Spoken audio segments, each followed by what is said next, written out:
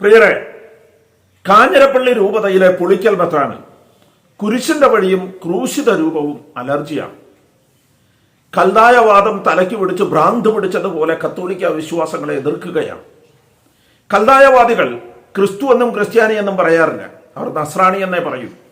അങ്ങനെ പറയുമ്പോൾ ഈ ലത്തീൻ ക്രിസ്ത്യാനികളെക്കാൾ ഒരു അല്പം ആഢ്യത്വം കൂടുമെന്നാണ് അവരുടെ ധാരണ. ക്രൂശിത രൂപം അവർക്ക് കുറച്ചിലാണ്, കുരിശിന്റെ വഴിയും കുറച്ചിലാണ്. കുരിശുമരണമില്ലാതെ ഉയർപ്പ് തിരുനാളില്ലെന്ന് ഇവർക്ക് ഇന്നും ബോധ്യമായിട്ടില്ല. ഇപ്പോഴിതാ ദുഃഖ വെള്ളിയാഴ്ച കുരിശിന്റെ വഴി പാടില്ല എന്ന കൽപ്പന ഇറക്കിയിരിക്കുകയാണ്.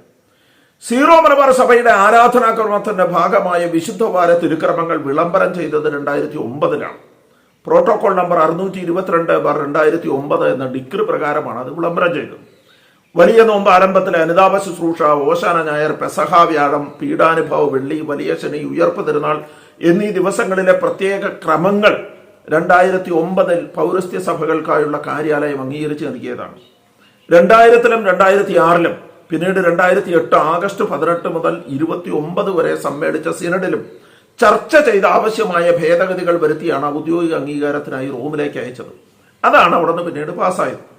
അതിൽ പറഞ്ഞിട്ടുള്ള ഐച്ഛികങ്ങൾ ഓരോ ഇടവകയ്ക്കും ഇടവക വികാരിയുടെ അനുവാദത്തോടെ ഉപയോഗിക്കാൻ സ്വാതന്ത്ര്യമുണ്ട്. എന്നാൽ കാഞ്ഞിരപ്പള്ളി രൂപതയിലെ ബിഷപ്പ് ജോസ് പുളിക്കൽ സഭ അനുവദിക്കുന്ന ഈ സ്വാതന്ത്ര്യം ഇല്ലാതാക്കാൻ ശ്രമിക്കുന്ന തരത്തിൽ സർക്കുലർ ഇറക്കിയിരിക്കുന്നു. ഓരോ ബിഷപ്പുമാരും നാട്ടുരാജാക്കന്മാരെ പോലെ അല്ല, ചക്രവർത്തിമാരെ പോലെ പെരുമാറുന്ന ഈ രീതി അവസാനിപ്പിക്കണം. ഈ തിരുക്കർമ്മങ്ങളിൽ നൽകിയിട്ടുള്ള പ്രത്യേക ഐച്ഛികങ്ങൾ കാർമ്മികർക്ക് അവസരോചിതം തിരഞ്ഞെടുക്കാവുന്നതാണ് എന്നാണ് പൊതുനിർദ്ദേശങ്ങളിൽ പറഞ്ഞിരിക്കുന്നത്. എന്നുവെച്ചാൽ അതിനു മുകളിൽ മെത്രാൻ പ്രത്യേക നിർദ്ദേശം നൽകേണ്ടതില്ല എന്നർത്ഥം.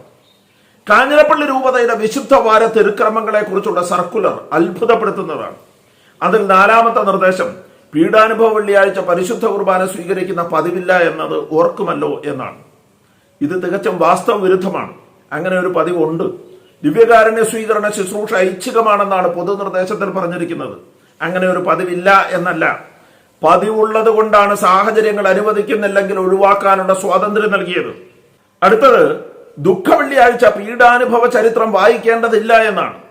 കർമ്മവിധികളുടെ ഭാഗമായി സിനഡ് പാസാക്കി വത്തിക്കാൻ അംഗീകരിച്ച് പുറത്തിറക്കിയ തക്സയിലെ ഭാഗങ്ങൾ വായിക്കേണ്ടതില്ല എന്ന് മെത്രാൻ പറയുന്നത് എന്തിനാണ്? അങ്ങനെയെങ്കിൽ തിരുക്കർമ്മങ്ങളിൽ നിന്ന് അതങ്ങ് ഒഴിവാക്കിയേക്കുന്നു.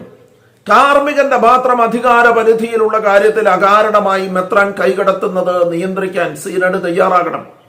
അടുത്തത് കുരിശിന്റെ വഴി ഉൾപ്പെടെ വിശുദ്ധവാര തിരുക്കർമ്മങ്ങളുടെ നാടകീയ ആവിഷ്കാരം അവതരിപ്പിക്കാതിരിക്കാൻ ശ്രദ്ധിക്കുമല്ലോ എന്നാണ്. പുളിക്കൽ മെത്രാനെ, അങ്ങേക്ക് കുരിശിന്റെ വഴിയോട് ഇത്ര വിരോധം എന്താണ്? അങ്ങ് യഥാർത്ഥത്തിൽ ക്രിസ്തുവിന്റെ പിൻഗാമി അല്ലേ? ക്രിസ്തുവിന്റെ കുരിശുമരണം രക്ഷാകര സുവിശേഷത്തിന്റെ ഭാഗമാണെന്ന് അങ്ങ് വിശ്വസിക്കുന്നില്ലേ? നാശത്തിലൂടെ ചരിക്കുന്നവർക്ക് കുരിശിന്റെ വചനം ഭോഷത്വമാണ്. രക്ഷയിലൂടെ ചരിക്കുന്ന നമുക്കോ അത് ദൈവത്തിന്റെ ശക്തി അത്രേ. പറഞ്ഞത് പൗലോസാണ്. 1 കൊരിന്തോസ് 1:18. വീണ്ടും പൗലോസ് പറയുന്നുണ്ട്, നമ്മുടെ കർത്താവായ യേശു ക്രിസ്തുവിന്റെ കുരിശിലല്ലാതെ മറ്റൊന്നിലും മേന്മ ഭാവിക്കാൻ എനിക്ക് ഇടയാകാതിരിക്കട്ടെ.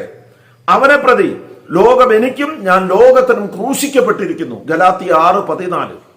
ദുഃഖ വെള്ളിയാഴ്ച വിശ്വാസികൾക്ക് കുരിശിന്റെ വഴി നിഷേധിക്കുന്ന മെത്രാൻ പാഷണ്ഡതയുടെ പടുകുഴിയിലേക്ക് നിബന്ധിക്കുകയാണോ എന്ന് സംശയിച്ചാൽ കുറ്റം പറയാനാവില്ല. കൽദായ ഭ്രാന്തുമൂത്ത് കുരിശിന്റെ വഴിയും ക്രൂശിത രൂപവും തള്ളിപ്പറയുന്ന മെത്രാന്മാരെ നിലയ്ക്ക് നിർത്താൻ സിനഡ് തയ്യാറാകണം. അടിസ്ഥാന വിശ്വാസത്തെയും വിശ്വാസ സത്യങ്ങളെയും വിശ്വാസ പ്രമാണത്തെയും നിഷേധിക്കുകയോ തള്ളിപ്പറയുകയോ ചെയ്താൽ മെത്രാനല്ല, ആരായാലും സ്വയം കത്തോലിക്ക സഭയ്ക്ക് പുറത്തു പോകും. സെൽഫ് എക്സ്കമ്മ്യൂണിക്കേഷൻ ഓർമ്മയുണ്ടാകട്ടെ. നന്ദി.